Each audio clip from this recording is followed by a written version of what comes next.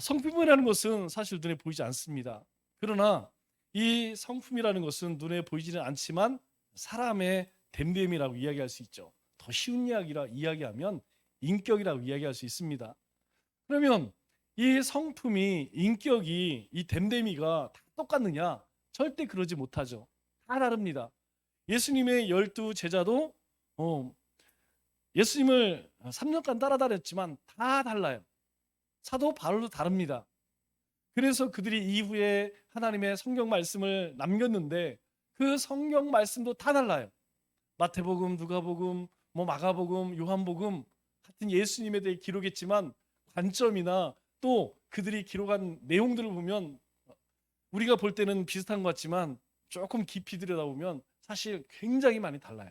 왜 그러냐면 하나님께서 그렇게 각자 다른 은사를 가지고 각자 다른 성품과 인격을 가지고 그렇게 일하신다는 것을 의미하는 것이죠. 그래서 성령의 열매는 세상의 법이나 윤리, 도덕 그 어떤 것에도 전혀 꺼리낌이 없다는 것이죠. 여러분, 우리가 어디 가서 사랑하고 오래 참고 절제하는 것, 그거 싫어할 사람이 있겠습니까? 그것은 세상 사람들이든 아니면 세상의 법이든 이것을 막을 수가 없다는 것이죠. 그래서 우리의 신앙의 연수가 깊어지면 깊어질수록 어떻습니까? 더 깊은 맛이 나죠? 여러분, 그리스도인들이 처음에 예수님 믿으면 막 너무 좋아서 날뛰죠. 그러나 그렇게 막 싱싱하고 또 열정이 넘치는 반면에 신앙생활을 오래 하게 되면 그 복음의 가치를 깊이 깨닫게 되는 것이죠. 왜 그렇습니까? 이제 그 삶 가운데에서 하나님의 성품이 드러나기 시작하는 거예요. 신앙생활 10년, 20년, 30년, 40년 이렇게 하다 보면 그 삶 가운데 나도 모르게 예수님의 향기가 드러나는 것이죠. 사람들은 그렇게 이야기합니다. 예수님 믿는다고 사람이 변합니까? 그런 사람들만 보니까 항상 세상 사람들은 뭐라고 그러냐면 변화된 사람들은 보지 않고 변화되지 않은 사람들, 그 사람들 바라보면서 예수 믿는다고 사람이 변합니까? 또 예수 믿어도 자기 승깔대로 삽디다. 이런 얘기 많이 해요. 또 사람은 절대 죽기 전에는 변하지 않아요. 그렇게 이야기합니다. 세상 사람들의 눈의 관점으로는 맞는 이야기예요. 그러나 성경은 그렇게 얘기하지 않습니다. 하나님은 사람은 변할 수 있다. 우리 변했잖아요. 변해가고 있잖아요. 그래서 고린도후서 5장 17절에 뭐라고 이야기합니까? 누구든지 그리스도 안에 있으면 새로운 피조물이다. 새로운 창조물이라는 거예요. 어디 있을 때? 그리스도 안에 있을 때에. 우리가 그리스도 밖에 나아가면 새로운 피조물이 아니라 옛 우리의 쓴 뿌리대로 그것을 붙들고 살아가요. 그러나 우리가 주님 안에 있으면 새로운 피조물로서 살아간다는 것이죠. 그래서 사실 알고 보면 이 성령의 9가지 열매는 예수님을 묘사하는 거예요. 예수님께서 이 땅에 오셔서 우리들에게 보여주신 모습이 무엇이냐? 이 성령의 9가지 열매라는 것이죠. 그래서 우리도 성령으로 충만할수록 성령이 우리 삶을 통해서 어때요? 예수님의 성품이 드러나는 것이죠. 그리스도 안에 있을 때에 우리 가운데에 사이화와 자양충원절 이 성품이 드러나는 것입니다. 요한계시록에 보면 요즘 이제 요한계시록 우리가 읽잖아요. 그 가운데에서 요즘에 제 마음 가운데에 머물러 있는 말씀이 소아시아 7교회의 말씀이에요. 그래서 제가 음원을 다운받아서 1장부터 3장까지 출근하면서 듣는데 15번, 11분짜리 15번을 들어요. 그렇게 들어보니까 이제 하나님께서 어떤 모습으로 우리 가운데에 나타날 것인지, 그리고 이 7개의 유형 가운데에서 나는 어떤 교회에 속하는가 계속 듣고 있어요. 그 말씀만 계속 들어요. 왜 그러느냐? 여러분, 가장 무서운 게 무엇이냐면 등잔 밑이 무서운 것이죠. 다른 사람의 들보를 보지만 다른 사람의 티는 보지만 내 눈에 들보 못 봐는 것이 여러분 가장 불쌍한 영혼이 될 수 있다는. 그래서 이 소아시 7교회의 말씀을 쭉 듣다 보니까 이 마지막 책망하는 교회가 어디냐면 라오디가 교회예요. 라오디가 교회가 제일 아래쪽에 있죠. 그런데 이 교회를 향해서 예수님께서 뭐라고 말씀하시냐면 17절, 요한계시록 3장 17절에 이렇게 말씀을 하십니다. 내가 말하기를 나는 부자라 부유해야 부족한 것이 없다 하나, 이제 자기 스스로 이제 내가 말하기를 나는 부자야, 나는 부유하고 부족한 것이 없다, 꼭 이 시대를 살아가는 사람들 같대요. 그런데 하나님 보시기에는 뭐라고 이야기하냐면 내가 공고한 것과 가련한 것, 가난한 것과 눈먼 것과 벌거벗은 것을 알지 못하는도다. 아, 나는 부자야, 나는 부유해, 나는 부족한 것이 없어. 자기는 그렇게 생각하는데 하나님은 전혀 그렇게 생각하지 않는다는 것이죠. 다시 시작해서 이 라우디아 교회는 아주 심각한 병에 걸렸다는 거예요. 그 병이 뭐냐? 이 말씀을 제가 가만히 들여다보니까 주제 파악이 안 되는 병 같아요. 주제 파악이 안 되는 거야. 지금 자기가 어떤 상태에 놓였는지 분별이 안 되는 거죠. 그래서 이 교회에 대해서 어떤 처방을 내리시느냐, 18절 말씀을 보니까 이렇게 이야기해요. 내가 너를 고난하노니, 하나님의 사자가 이 라오디게아 교회에게 고난하노니 내게서 첫째, 불로 연단한 금을 사서 부요하게 하고, 두 번째, 흰옷을 사서 입어 벌거벗은 수치를 보이지 않게 하고, 세 번째, 안약을 사서 눈에 발라 보게 하라, 이렇게 이야기해요. 그러면 여러분, 내게서 불로 연단한 금은 뭘까요? 믿음을 이야기합니다. 네가 지금 이 로마의 핍박 가운데에서, 그리고 세상의 부요한 가운데 취해서 지금 주제 파악이 안 되지? 정신 차려라. 믿음을 굳게 붙잡아야 된다. 흰옷은 얘기할 것 없이 거룩함을 얘기하는 거죠.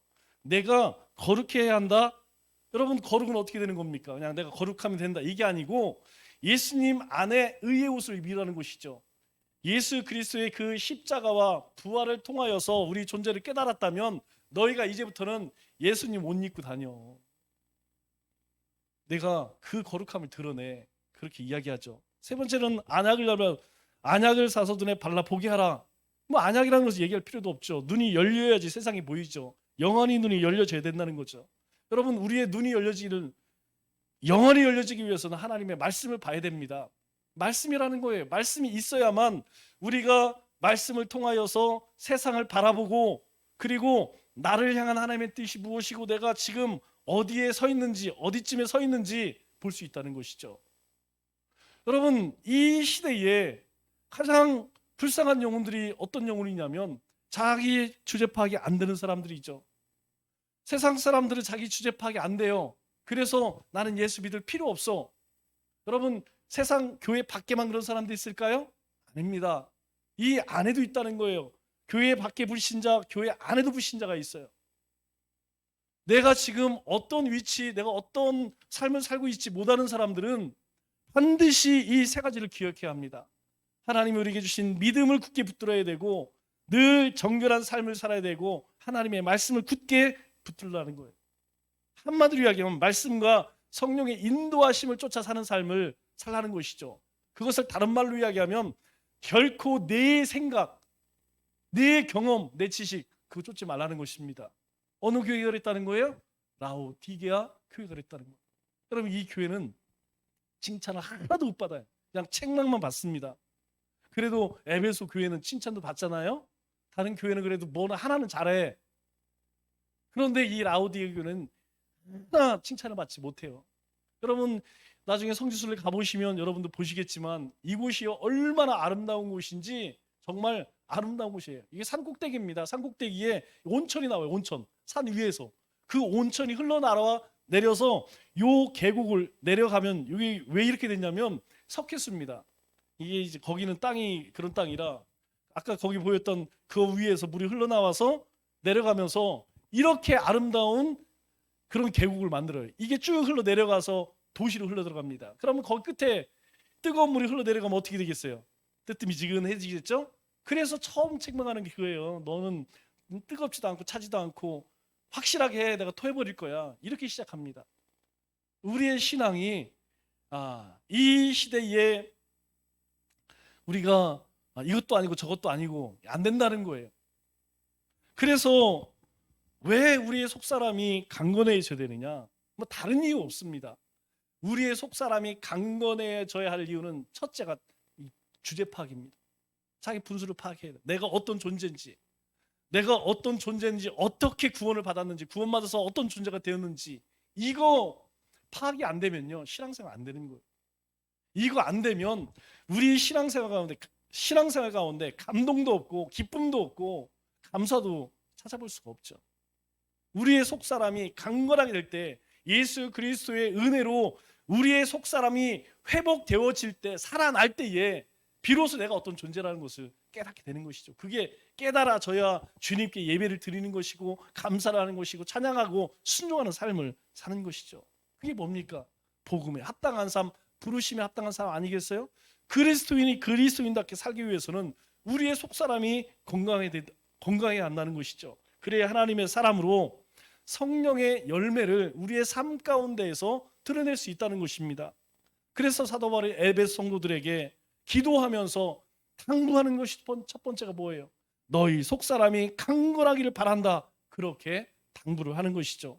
오늘 말씀을 통해서 하나님이 우리에게 원하시는 삶이 무엇일까요? 하나님께서 우리를 향해서 가장 원하시는 것이 무엇이냐면 16절에 첫 번째로 사도 바울이 에베소 성도를 위해서 너희 속사람이 강건하기를 원한다, 그렇게 이야기를 하죠. 그리고 나서 그 속사람이 우리의 삶 속에 계속적으로 거하기를 원하시는, 여러분 속사람이 우리 가운데 어느 때는 드러났다, 어느 때는 안 드러났다, 이거 어느 장단에 이게 도대체 변화가 된 건지 이 변질이 된 건지 알지를 못하는 것이죠. 그래서 17절에 뭐라고 이야기합니까? 너희 믿음으로 말미암아 그리스도께서 너희 마음에 계시게 하시옵고, 너희가 그 속사람이 강건해졌다면 그 속사람이 너희 가운데 계속 거해야 한다는 것이죠. 그런데 주님께서 우리 가운데 무엇으로 존재하십니까? 내주 우리 안에 무엇으로 계십니까? 성령님으로 계신다는 거예요. 우리 안에 계시는 분은, 우리 안에 있는 성령님은 성령에서 그렇게 이야기해요. 하나님의 영이다, 그리스도의 영이다, 진리의 영이다, 그렇게 이야기합니다. 우리 가운데에 주님께서 찾아오셔서 우리로 하여금 주님 하나님의 형상으로 회복을 시키셨어요. 그리고 그분께서 우리 가운데 함께 하시는데 그분이 누구냐? 성령님이라는 것이죠. 그래서 성령님이 우리 안에 거하면 사람들은 우리를 뭐라고 부르냐면 예수쟁이라고 불러요. 그것을 그리스도인이라고 이야기를 합니다. 여러분, 그리스도인이 무슨 뜻이냐면 예수쟁이라는 말이에요. 여러분, 이 말이 어디서 처음 나왔습니까? 바로 안디옥 교회에서 처음 나온 거예요. 이 안디옥 교회 사람들이 보니까 맨날 저 사람들은 모이기만 하면 예배드리고 찬송하고 좀 틀려, 뭔가 이상해. 그래서 사람들이 저 예수쟁이들, 그 말이 처음으로 나온 곳이 바로 그곳이라. 그곳에서 그리스도라는 말이 나온 것입니다. 그래서요, 하나님의 영이 계시지 않으면 그것은 하나님의 사람이라고 얘기할 수 없어요. 로마서 8장 9절에 사도 바울이 뭐라고 이야기합니까? 만일 너희 속에 하나님의 영이 계시지 거하시면 너희가 육신에 있지 아니하고 영에 있나니, 하나님의 영이 우리 가운데 있으면 우리는 더 이상 육에 속한 자가 아니고 영에 속한 자라고 이야기합니다. 그러나 누구든지 그리스도의 영이 없으면 그리스도의 사람이 아니니라.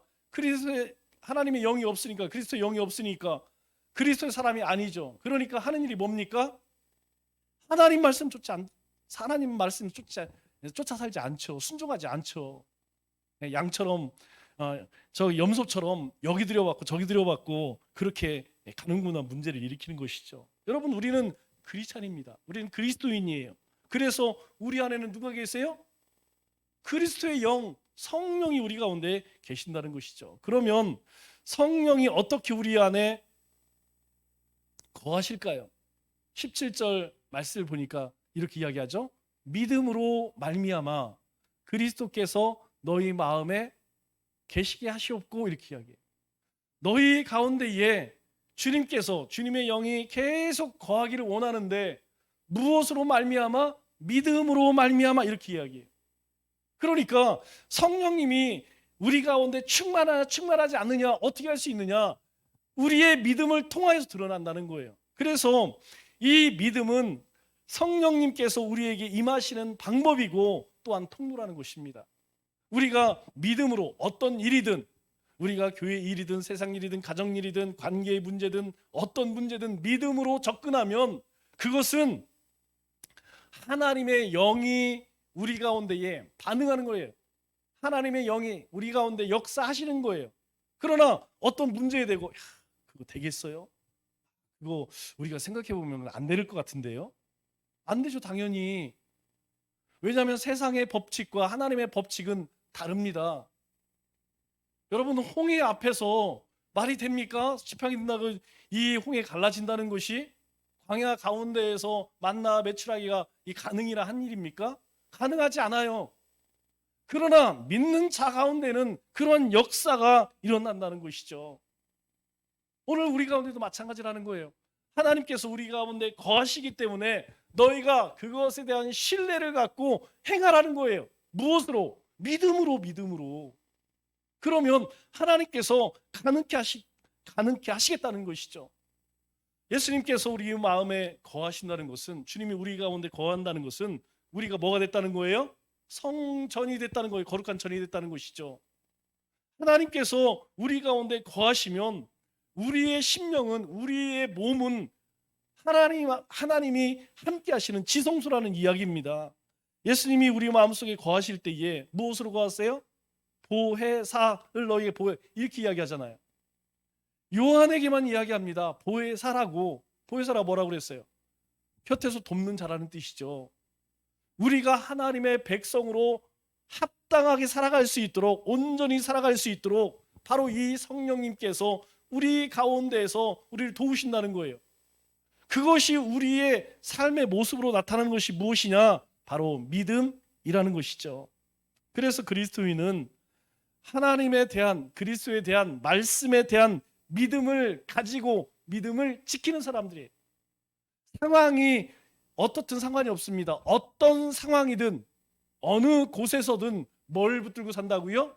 믿음을 붙들고 산다는 것이죠. 믿음을 붙들고 산다는 것은 우리 안에 성령님께 순종하며 그 성령님의 인도하심을 따라 살겠습니다 라고 하는 고백이라는 것이에요. 그래서 하나님의 말씀에 순종하는 사람이라는 것입니다. 왜? 여러분들에게 말씀을 가까이 하십시오, 묵상하십시오, 말기 참매를 하십시오. 아마 이 시대 다른 교회 사람들을 대기하면 피곤하게 한다 할지도 몰라요. 그러나 여러분, 아직 멀었습니다. 그거 가지고 안 돼요. 우리는 더 하나님의 말씀과 더 가까이 해야 돼요. 그래야만 우리가 하나님께서 원하시는, 하나님과 동행하는 삶을 살아갈 수 있다는 것이죠. 두 번째로 하나님께서 우리에게 원하는 것이 무엇이냐면, 우리가 그리스도의 사랑을 깨달아 알라, 이렇게 이야기합니다. 18절 말씀을 보니까 이렇게 말씀하시죠. 능히 모든 성도와 함께 지식에 넘치는 그리스도의 사랑을 알고 라고 이야기해요. 여러분, 우리의 삶은, 그리스도인의 삶은 하나님의 사랑을 깨달아서 그 사랑을 우리의 삶 속에 매일매일 경험해 가는 과정이에요. 우리는요, 세상에서 아이고 내가 오늘 어떻게 먹고 살아야지, 이거 걱정하며 사는 인생이 아니고, 내 삶 속에 하나님께서 오늘도 어떤 사랑을 베푸시는지, 우리가 이 현실에서 일을 해가면서 가정을 통하여 사람을 통하여서 하나님의 사랑을 깨닫고 경험하는 것, 그것이 그리스도의 사랑이에요. 만일 우리가 그저 땅을 바라보고 먹고 마시고 입는 것을 쫓아 산다면 우리가 세상 사람들과 다를 바가 뭐가 있겠습니까?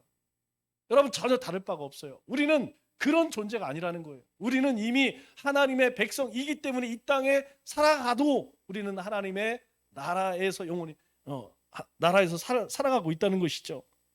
여러분, 어떤 사랑이든 단번에 깨닫는 게 없어요. 부모님의 사랑 지금은 깨닫죠. 우리가 부모님의 사랑이 큰지 언제 깨달아요? 자식을 키워보니까 알겠더라고요. 예전에 결혼하기 전에는, 자식을 키워보기 전에 몰라요. 친구도 마찬가지입니다. 부부간에도 마찬가지예요. 단번에 사랑을 우리가 다 깨달을 수 있느냐? 아닙니다. 관계를 통해서 깨달아가는 거예요. 관계를 많이 갖게 되면 많이 갖게 될수록 더 가까워지는 것이고 더 깊어지는 것이라는 것이죠. 그래서 우리가 저에 한 번 예배드리는 사람과 두 번 예배드리는 사람과 매일 예배드리는 사람과 매일 기도하는 사람과 일주일에 한 번 기도하는 사람 달라요. 어쩌다 한 번 교회 와서 헌신하는 사람과 매일 와서 헌신하는 사람, 우리가 볼 때에는 좀 아는 척하고 있는 척하고 하니까 뭐 잘나 보이지만 여러분, 그 속은 전혀 다르다니까요. 겉은 어쩐지 모르겠지만 전혀 그 속 사람은 완전히 다르다는 거예요. 여러분 상식으로 생각해 보세요. 매일매일 하나님과 관계를 갖는 사람하고 어쩌다 한 번 관계를 갖는 사람하고 하나님과의 관계가, 그래서 왜 우리가 그런 관계를 깊이 해야 하느냐? 중요한 것이 무엇이냐면 현실에 뿌리 박은 영성생활 때문이래. 여러분 이 말이 참 중요합니다. 현실에 뿌리 박은 영성. 여러분 영성은 그냥 우리가 신비주의처럼 우리가 신앙생활 할 때만 누리는 게 아니에요. 우리의 영성은 어디에서 나타나야 되느냐? 현실, 우리의 삶 속에서.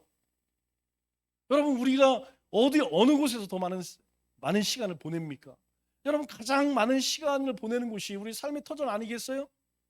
그곳에서 우리의 영성이 드러나야 되지 않겠습니까? 내가 하나님과의 관계에서 내가 무엇을 깨닫고 무엇을 행할지 어디에서 나타나야 합니까? 현실에서 나타나야 한다는 것이죠.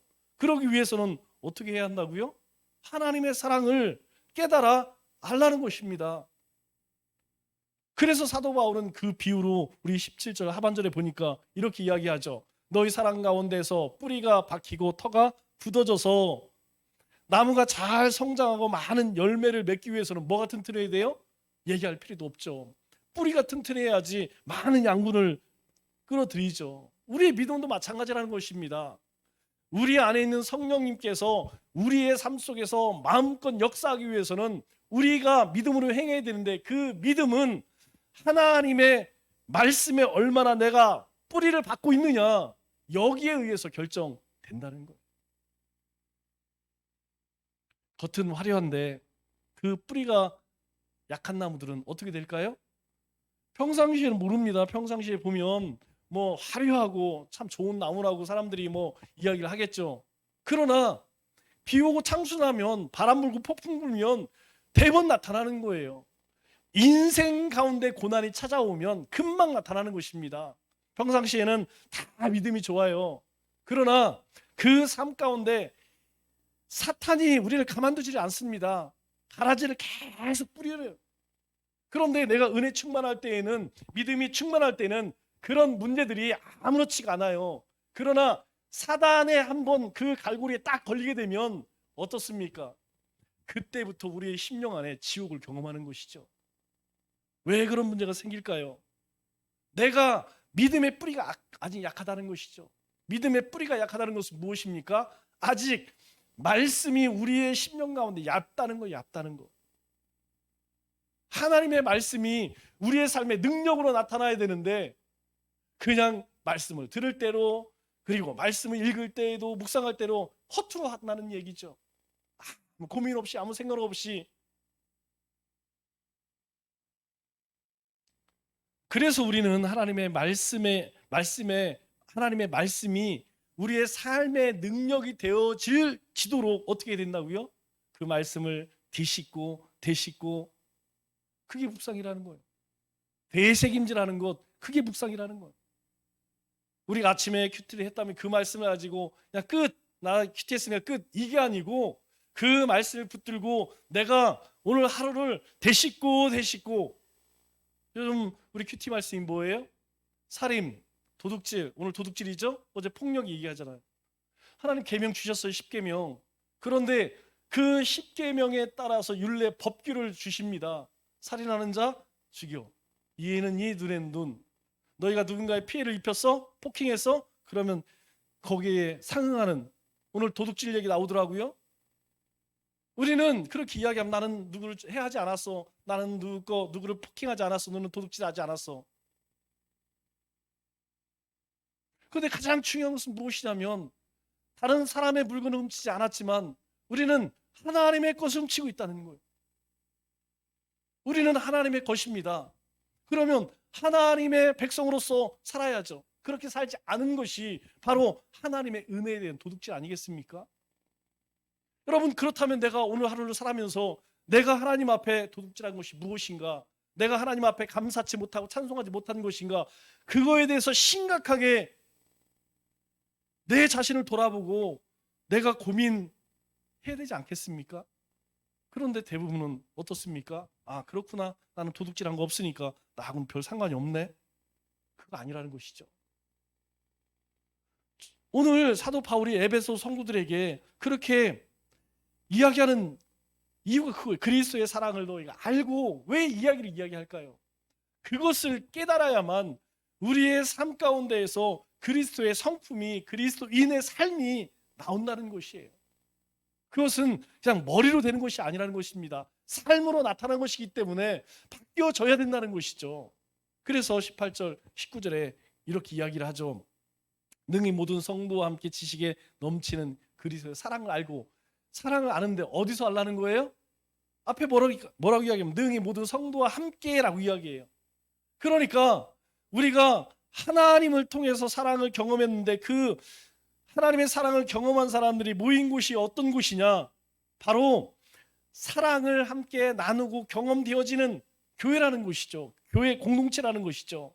다시 시작해서 하나님의 사랑을 너희 지체들과 함께 이 믿음의 공동체 안에서 함께 경험하라, 경험되어야 한다, 그렇게 이야기하는 것이죠.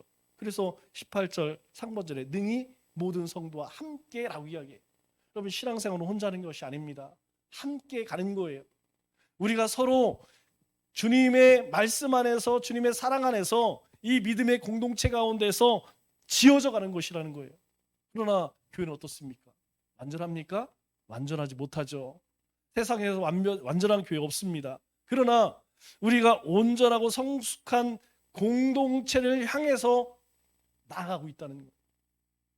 그렇게 하려면 어떻게 해야 합니까? 우리가 서로 사랑하고 용납하고 그리스도의 사랑을 함께 나눌 때에 그리스도의 온전한 교회로 세우심을 받는다는 것이죠.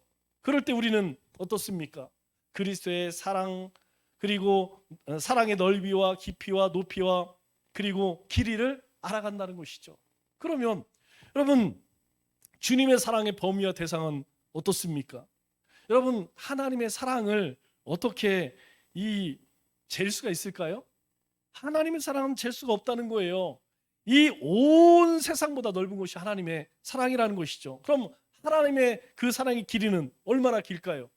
하나님은요, 세상을 만드실 때부터 그리고 심판하실 때까지 하나님께서 알파와 오메가, 처음과 나중이라고 이야기하시죠. 하나님은요, 처음부터 끝까지 우리 가운데에 사랑의 하나님으로 존재하신다는 거예요. 하나님의 사랑은 처음에도 있었고 마지막에도 있을 것이라는 거예요. 여러분, 요즘 요한계시록 읽으시면서 두려운 마음 가운데에서 소망을 갖는 게 뭐예요? 그런 첫 번째 인을 떼고 나팔이 불려지고 일곱 대접 재앙 가운데에서 하나님께서 하나님의 백성들은 어떻게 해요? 지키신다는 거예요. 하나님께서 그 모든 환난 가운데 하나님의 백성을 구원하시리라, 지키시리라, 그거 계속 말씀하시더라고요. 그것이 우리의 소망이라는 것이죠. 하나님께서 우리를 그렇게 사랑하셨다는 거예요. 그리고 주님의 사랑의 높이는 어떻습니까? 하나님의 보좌에까지 이르게 하신다는 것이에요. 주님의 사랑의 깊이는 어떻습니까? 주님께서 죽으시기까지 그렇게 우리를 사랑하셨다고 말씀하고 있죠. 그래서 하나님께서 우리에게 원하시는 삶이 무엇일까요? 우리 가운데 하나님의 사랑을 품은 사람. 우리 주일날 참 오랜만에 고린도서 13장 말씀을 읽었던 것 같아요. 참 오랜만에 읽은 것 같아요. 어제 말기 찬매를 하면서 찬송을 부르는데 그런 찬양이 있더라고요. 여러분, 모든 것을 다 소유했다 할지라도 뭐가 없으면 소용이 없어요? 사랑이 없으면 울리는 꽹과리와 같다. 그 얘기는 무엇입니까? 아무리 위대한 일을 하고 아무리 큰 믿음을 가지고 엄청난 일들을 했다 할지라도 그 안에 하나님을 향한 사랑과 그 사랑이 우리의 현실 가운데 나타나지 않으면 다 아무 소용이 없다, 그 말씀하시는 거예요. 그래서 하나님께서 우리가 사랑의 사람, 하나님을 사랑하고 내 이웃을 사랑하는 사랑의 사람으로 그렇게 변화되어지기를 원하신다는 것이죠. 그리고 하나님께서도 우리에게 원하시는 것이 19절 말씀을 보니까 이렇게 말씀하시죠. 하나님의 모든 충만하신 것으로 너희에게 충만하기를 구하노라. 사도 바울이 에베소 성도들에게 하나님의 모든 충만하심이 너희 가운데 충만했으면 좋겠다, 이렇게 기도하고 있어요. 그러면 하나님의 모든 충만하신 것이 무엇입니까? 여러분, 하나님이 충만하신 것이 무엇이에요? 하나님의 충만하신 것은 우리에게 두 가지를 이야기합니다. 첫째, 하나님은 우리에게 은혜로 충만하시다는 거예요. 또 하나, 하나님은 우리에게 사랑으로 충만하시다는 거예요. 그래서 우리에게 너희가 원하기만 하면 하나님께서 무한한 은혜를 주고 너희가 원하기만 하면 무한한 사랑을 주시겠다는 거예요. 우리가 하나님을 향해서 열려만 있다면, 우리가 하나님을 향해서 바라보고만 있다면 하나님의 은혜와 사랑을 우리 가운데에 그렇게 부어주시겠다 말씀하고 계신 것이죠. 지금 누구를 위해 기도한다고요? 에베소 성도를 기도하고 있습니다. 에베소 성도. 이 에베소 성도들은요, 로마의 화려한 도시, 그리고 정말 번창한 도시, 이후 여러분들이 가보시면 다른 어떤 도시보다도 어마어마합니다. 우리가 상상하는 그 이상의 도시에 그곳에서 신앙생활을 한다는 것 결코 쉽지가 않습니다. 그런데 그들을 향해 주님께서 딱 하나 책망하세요.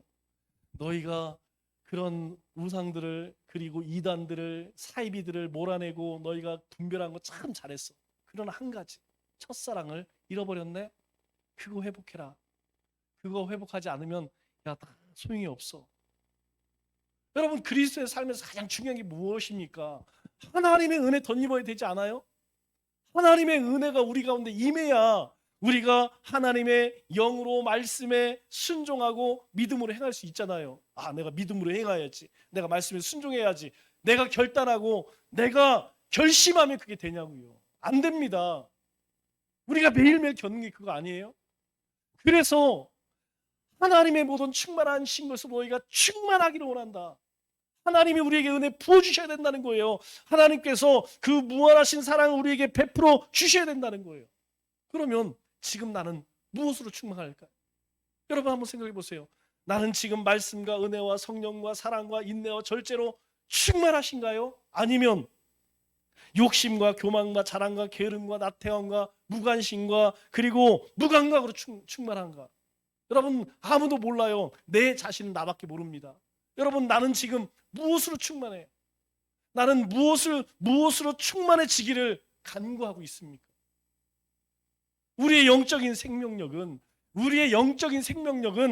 하나님의 말씀과 하나님의 영에 의해서 유지되는 거예요.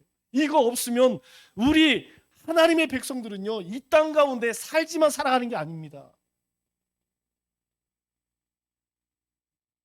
우리가 영적으로 살아있고 하나님의 자녀로 합당하게 살아가기 위해서는 반드시 하나님의 충만한 것으로 충만해야 한다는 거예요. 그렇지 않으면 여러분, 우리의 영과 육은 서서히 죽어가요. 한 번에 죽지 않습니다. 오늘 찬양 인도자가 찬양하기 앞서서 뭐라고 이야기해요? 수요일이 되면 제 심령이 황무지와 같이 메말라집니다. 여러분, 우리가 그런 세상에 살고 있잖아요. 여러분, 세상에서 살다 보면 정말 우리 마음이, 우리의 심령이 온유 가뭄의 들판처럼 그렇게 갈라지지 않습니까? 그렇게 메말아 버리지 않습니까? 정말 하나님의 은혜가 아니면 살아갈 수 없을 만큼 그렇게 황폐해지지 않습니까? 여러분, 우리 가운데 하나님의 은혜가 부어지지 않고 하나님의 사랑이 부어지지 않으면 우리의 심령은요, 서서히 죽어요. 그런데 우리가 그 충만하심으로 채워지기 위해서, 내가 그 하나님의 은혜와 사랑으로 충만해지기 위해서는 반드시 선행 조건이 있어요. 무엇이냐면 누가복음 9장 23절, 너무나 잘 아는 말씀이죠. 누구든지 나를 따라오려거든 자기를 부인하고 날마다 제 십자가를 지고 나를 따를 것이라. 우리가 우리 몸을 낮추고 우리 자신을 비워야 한다는 것이죠. 내가 가지고 있는 것을 내려놔야 한다는 것입니다. 나의 영적인 가난을 인정하고 나의 영적인 애통함 가운데 있어야 한다는 것이죠. 주님을 향한 갈망이, 주님을 향한 사모함이 우리의 심령 가운데 있어야 된다는 거예요. 그냥 가만히 있다고 해서 하나님께서 우리 가운데 그 하나님의 충만하심으로 충만해지지 않는다는 것입니다. 여러분, 성경은 그것도 하지 않으면 아무 열매도 없다예요. 그래서 천국은 침노하는 자의 것이라고 이야기합니다. 하나님을 향해서 달려갈 때에, 하나님을 향해서 우리가 부르짖을 때에, 몸부림칠 때에 하나님께서는 우리의 삶에 하나님의 충만한 그것을 우리 가운데 부어주시겠다는 거예요. 그러한 삶을 살기 위해 우리는 어떻게 해야 합니까? 그러한 삶을 살기 위해서 우리는 그리스도의 장성한 분량에 이르도록 성장해야 돼요. 성장이 멈추면 안 됩니다. 계속 성장해, 우리 신앙 계속 성장해야 돼요. 그리고 예수님의 성품을 매일매일 닮아가야 됩니다. 가만히 안 돼요. 주님의 성품을 닮아가도록 몸부림쳐야 된다는 것이죠. 그리고 하나님의 충만하시고 충만해야 한다는 것. 말씀을 맺겠습니다. 우리는 날마다 우리의 속사람이 강건해지기를 하나님은 원하세요. 그래야 우리가 주님 안에 거하고 뿌리 깊은 나무처럼 세상 가운데서 흔들리지 않습니다. 남은 3일도 하나님의 은혜와 사랑으로 충만하셔서 우리 안에 새 생명의 역사와 거듭남의 삶을 살아가는 우리 믿음의 권속들 다 되시기를 주님의 이름으로 축원합니다.